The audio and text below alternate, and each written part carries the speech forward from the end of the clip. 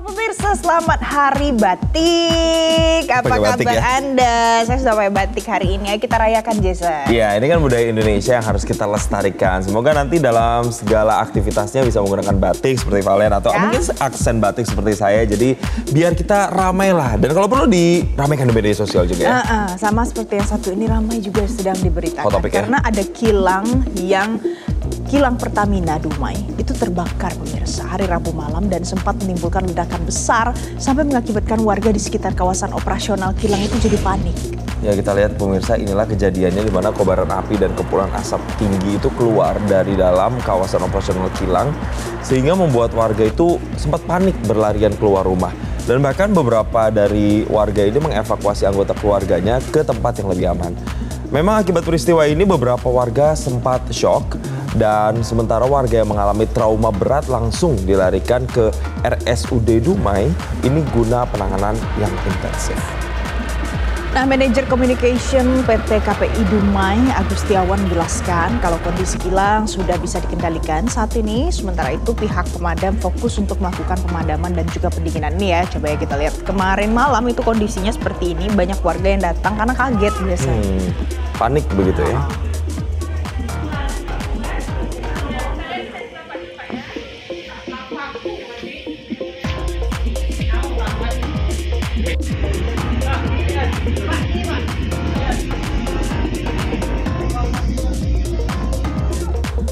Selanjutnya pemirsa, ini nggak kalah ramai karena Kementerian Kesehatan menemukan ada beberapa penyebab keracunan di program MBG. Ya, ini kan banyak menimbulkan mereka penerima makan bergizi gratis yang sempat dilarikan ke rumah sakit. Jadi memang secara medis ini pemicu keracunannya terbagi ketiga kalau menurut Kemenkes. Yang pertama akibat bakteri, virus dan juga ada zat kimia di situ. Jadi Menteri Kesehatan Budi Gunadisadikin ini mengungkapkan temuan penyebab keracunan makan bergizi gratis atau MBG menurut kacamata medis setelah dilakukan penelitian terhadap seluruh dapur MBG yang tercatat memicu keracunan. Ada 8 bakteri ternyata pemirsa. Ada 2 virus dan juga ada 2 zat kimia penyebab keracunan. Dan ini sudah ada hasil labnya juga. Kemarin disampaikan dalam rapat kerja di DPR RI. Menkes juga menambahkan kalau laboratorium kesehatan di tiap kabupaten kota itu harus siap untuk melakukan penelitian mikrobiologis untuk bakteri dan virus dan juga penelitian toksikologi untuk zat kimia. Waduh, ada aja ya. Tapi sebenarnya ini satu langkah lebih baik karena sudah tahu apa penyebabnya, nanti bisa dicegah ke depannya, preventif. Betul, dan evaluasinya harus dilakukan secara menyeluruh dan kemudian controlling supaya kejadian seperti ini tidak terjadi lagi. Dan pemirsa, terkait dengan hot topic berikutnya, di mana ada lagi nih Presiden Prabowo Subianto yang aktif memantau berbagai platform media sosial untuk melihat kinerja nih para menteri-menterinya termasuk Menteri Keuangan Purbaya.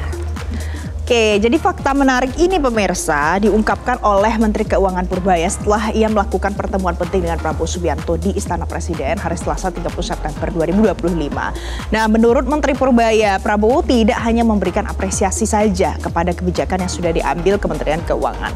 Tapi ternyata Prabowo Subianto mengikuti perkembangan kinerja melalui pantauan media sosial, jadi medsos, Jason. Jadi nggak cuma MBG yang dipantau ya, tapi ini juga kinerja menterinya juga dikontrol begitu. Jadi Presiden Prabowo ini memberikan apresiasi positif terhadap kebijakan yang telah diambil dan dijalankan oleh Kementerian Keuangan. Dan Presiden Prabowo menilai langkah-langkah yang telah diambil itu sebagai upaya yang baik dan agresif dalam memajukan ekonomi nasional. Kita akan sama-sama mendengarkan tanggapan dari Menteri Keuangan Purbaya berikut ini. Tahun kita mengalami hal tersebut sudah puluhan tahun kan. Kita pernah bangun kilang baru nggak pernah. Sejak itu sampai sekarang nggak pernah bangun kilang baru. Jadi nanti bapak-bapak kalau ibu-ibu ketemu Danantara lagi minta Pertamina bangun kilang baru.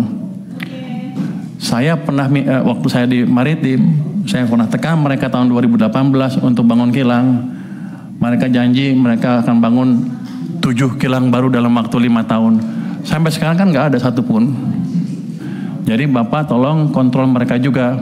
Dari saya kontrol, dari bapak-bapak juga kontrol karena kita rugi besar. Karena kita impor dari mana? Dari Singapura. Minyak, produk minyaknya. Sama pabrik pupuk juga. Jadi pada dasarnya kalau gitu sekarang saya bukan juru bayar saja. Saya akan masuk. Saya akan lihat mereka jalankan apa enggak proyek-proyek yang diusulkan. Kalau enggak kita potong uangnya juga Pak. Saya kan pengawas, saya ganti aja dirutnya. Nah pemirsa, itu tadi yang Anda simak barusan itu adalah pernyataan yang disampaikan oleh Menteri Purbaya dalam rapat bersama Komisi 11 DPR RI. Jadi Purbaya mengaku kesal karena Indonesia tidak ada kilang baru, hanya pengimpor minyak dari Singapura.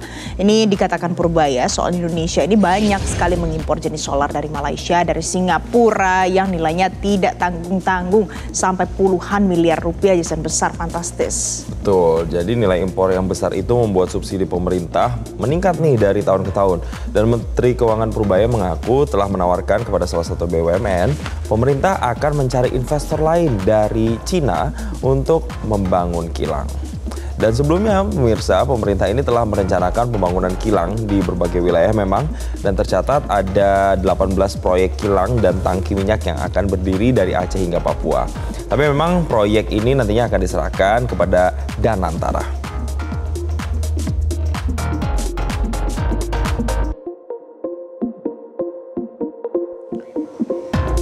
Nah kalau ini yang ditunggu-tunggu Jason, Ya. Berapa banyak korban selamat? Jadi RSUD RT Notopuro di Sidoarjo hari Rabu malam pemirsa itu kembali menerima 5 orang korban yang selamat yang berhasil dievakuasi oleh tim SAR gabungan dari reruntuhan bangunan musola Pondok Pesantren Al-Khozini di Sidoarjo. Ya, jadi update-nya pada Rabu kemarin tim SAR ini telah berhasil mengevakuasi 5 orang santri dalam kondisi hidup. Kelima santri ini adalah Syahlendra Haikal, Muhammad Wahyudi, Al-Fatih Cakrabuana, Taufan Saputra Dewa, serta Saiful Rozi. Setelah diselamatkan dari reruntuhan bangunan musola di Pondok Pesantren Al-Khozini, mereka ini langsung dibawa ke instalasi gawat darurat RSUD Notopuro Sidoarjo.